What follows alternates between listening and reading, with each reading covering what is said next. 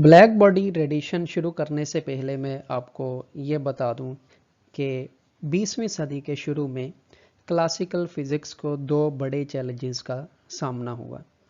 उसमें सबसे पहला चैलेंज था आइंस्टाइन की theory of relativity. Theory of relativity deal करती है वेरी हाई स्पीड ऑब्जेक्ट्स के साथ।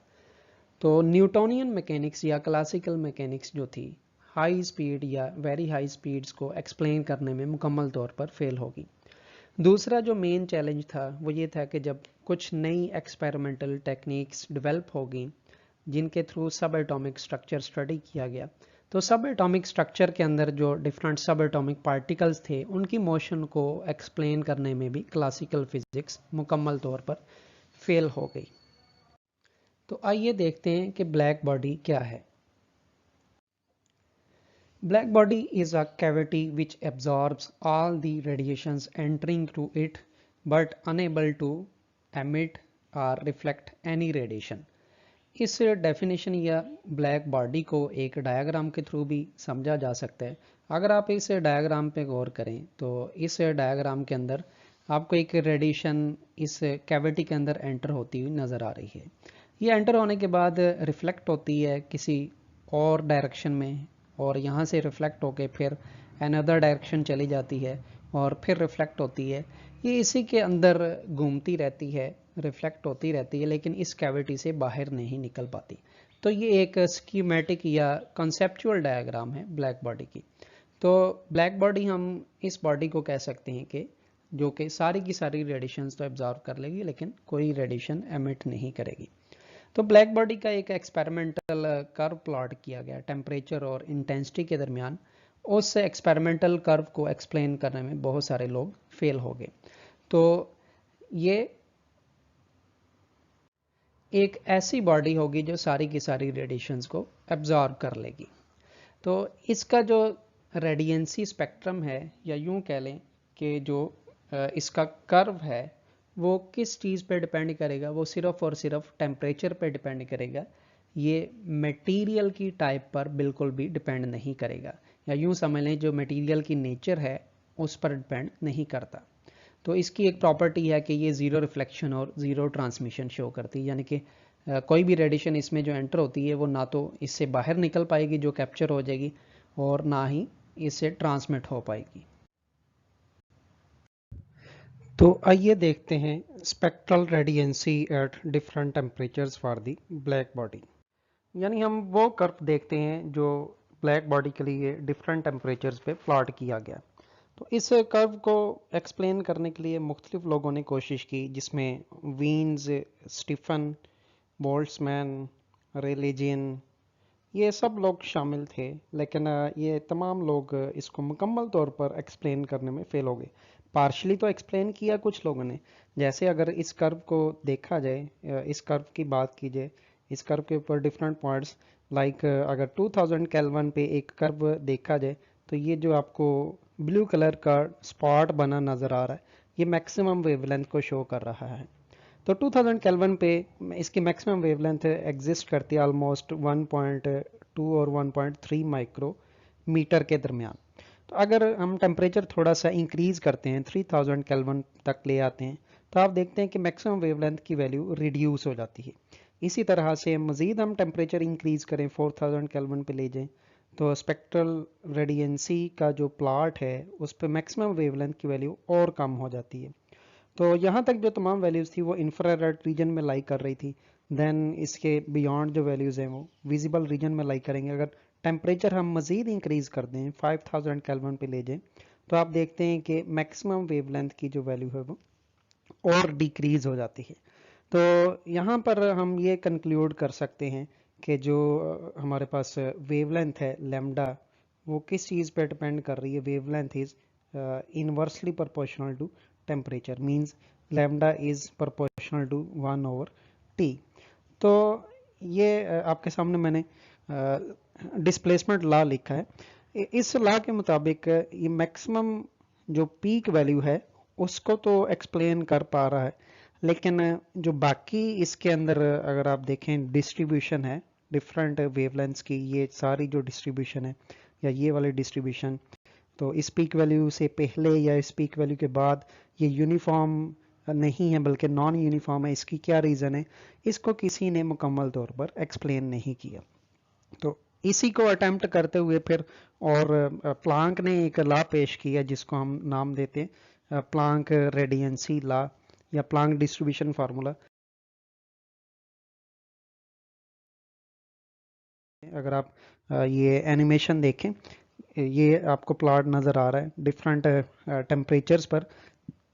तो इसकी मैक्सिमम वैल्यू, जो मैक्सिमम वेवलेंथ की वैल्यू अगर आप देखें, जैसे जैसे टेम्परेचर इंक्रीज हो रहा है मैक्सिमम वेवलेंथ की वैल्यू जो है एक लेस वैल्यू की तरफ शिफ्ट हो रही है। तो उसके कंपैरिजन में आप इस कैविटी को भी देख सकते हैं कि डिफरेंट टेम्परेचर पे इसका कलर चेंज हो रहा है। तो डिफरेंट टेम्परेचर पे कलर चेंज होना क्या शो कर रहा है कि इसमें से रेडिएशन इमिट हो रही है और उसकी जो रेडियंसी है वो डिफरेंट है। तो ये देखें आप, ब्लैक कलर से शुरू हो रहा है, फिर रेड में चेंज हुआ है, देन डिफरेंट कलर्स में ये डिफरेंट टेम्परेचर पे चेंज हो रहा है। तो नेक्स्ट हम देखते हैं प्लांक्स रेडिएशन लॉ। तो पहला जो ब्रेक थ्रू था मैक्स प्लांक ने वो इंट्रोड्यूस करवाया, वो था concept of the quantum of energy. तो अपनी इस अटेम्प्ट में उसने जो एक्सपेरिमेंटल रिजल्ट्स थे ब्लैक बॉडी रेडिएशन के, उसको एक्सप्लेन करने की मुकम्मल कोशिश की। तो उसने जो पास्टुलेट पेश किया उसमें उसने discreteness quantized amounts of the energy इस्तेमाल की। तो इस थ्योरी के मुताबिक अगर एनर्जी देखी जाए ब्लैक बॉडी की, तो उसके मुताबिक energy E n is equal to n h nu है। अब इसमें ई एन के अंदर जो एन है वो बड़ा इंपॉर्टेंट है। एन क्वांटाइजेशन की तरफ इशारा करता है, एच एक प्लांक कांस्टेंट है और न्यू जो है वो frequency of the emitted radiation को शो कर रही है। तो अगर रेडिएशन लॉ देखा जाए, ये प्लांक का रेडिएशन लॉ है जो कि क्वांटम को शो कर रहा है, जिसके अंदर ये अगर आप देखें H over exponential H new over K T minus one, तो ये प्लांक डिस्ट्रीब्यूशन फंक्शन इसको कहा जाता है। इसके कंपैरिजन में अगर आप क्लासिकल फिजिक्स की तरफ आ जाएं जिसमें रिलीजन फार्मूला है, तो रिलीजन फार्मूले के अंदर कोई ऐसी बात नहीं की गई। ये intensity as a function of wavelength and temperature बताता है, लेकिन सिर्फ एक पर्टिकुलर टेम्परेचर पे।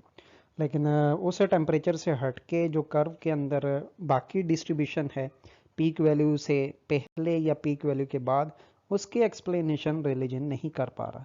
इसके कंपैरिजन में प्लांक ने इस डिस्ट्रीब्यूशन फंक्शन के थ्रू मुकम्मल जो है ब्लैक बॉडी रेडिएशन की रेडियंसी कर्व को एक्सप्लेन किया।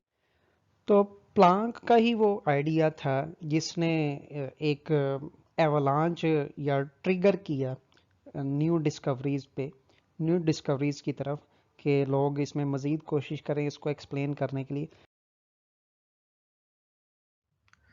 प्लांक रेडिएशन लॉ को जब एटम्स पर अप्लाई किया गया तो हम देखते हैं कि एटम्स के लिए भी ये बिल्कुल ठीक साबित होता है। यानी कि Planck law is also true for the spectra of atoms. तो प्लांक के अकॉर्डिंग क्या था कि जो एटम से निकलने वाली रेडिएशन या किसी भी चीज़ से, उसने बेसिकली ब्लैक बॉडी को एक्सप्लेन किया था, ब्लैक बॉडी से निकलने वाली रेडिएशन या एटम से निकलने वाली जो रेडिएशन है वो कंटिन्यूस वैल्यूज़ की बजाय उसकी वैल्यूज़ डिस्क्रीट होंगी। तो उसके मुताबिक जो एनर्जी है किसी एटम की वो कितनी होती है, एनर्जी होती है E n is equal to n h nu. यहाँ पर एन मैं दोबारा बताता चलूँ कि एन बड़ा इंपॉर्टेंट यहाँ पर एक फैक्टर है। एन बेसिकली क्वांटाइजेशन या डिस्क्रीटनेस को शो करता है। एन एक इंटीजर नंबर होगा, तो इंटीजर नंबर की वैल्यूज़ पॉसिबल हैं n equal to 1 2 3 and so on. तो इसका एक्सपेरिमेंटल जब एक स्पेक्ट्रम देखा जाता है फॉर हाइड्रोजन एंड आयरन, तो यहाँ पर आप देखें हाइड्रोजन एटम के स्पेक्ट्रम के अंदर आपको ये कुछ लाइंस मिल रही हैं। पहली रेड लाइन है, ठीक है, फिर टेन है, फिर ब्लू है, वायलेट है। तो इस तरह डिफरेंट कलर की लाइंस मिल रही हैं। उनके दरमियान जो गैप है ये किस चीज़ को शो कर रहा है? गैप बेसिकली डिस्क्रीटनेस को शो कर रहा है कि हाइड्रोजन एटम का जो स्पेक्ट्रम है वो कंटिन्यूस होने की बजाय डिस्क्रीट है, यानी कि हाइड्रोजन एटम की जो वैल्यू है वो एक पर्टिकुलर वैल्यू ही हो सकती है। और इसी तरह से आयरन में भी देखा जा सकता है, पहले कुछ लाइनें शो हो रही हैं for the red colour, then orange and then different colours. तो इन कलर्स से क्या पता चल रहा है? इन कलर्स या ये जो दरमियान में गैप है ये भी डिस्क्रीटनेस ऑफ द स्पेक्ट्रम को ही शो कर रहा है।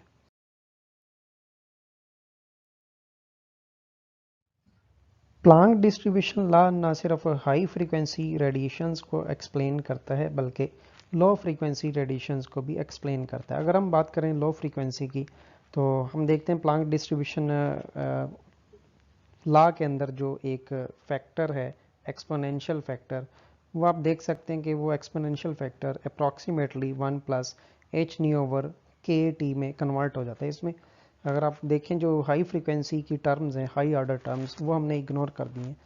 तो जो प्लांक डिस्ट्रीब्यूशन लॉ है वो किस में कन्वर्ट हो जाएगा, वो क्लासिकल जो फार्मूला है रिलीजियन का फार्मूला उसमें कन्वर्ट हो जाता है। यहाँ से आप देख सकते हैं इंटेंसिटी जो है इसके अंदर ये जो डिस्ट्रीब्यूशन फंक्शन है ये अप्रॉक्सीमेटली के टी के ही इक्वल बन जाता है। तो यहाँ से ये पता चल रहा है कि जो रिलीजन और प्लांक्स लॉ है उनके दरमियान एक रिलेशन है। तो लो फ्रीक्वेंसी पे Planck distribution law classical case की तरह ही बिहेव करता है।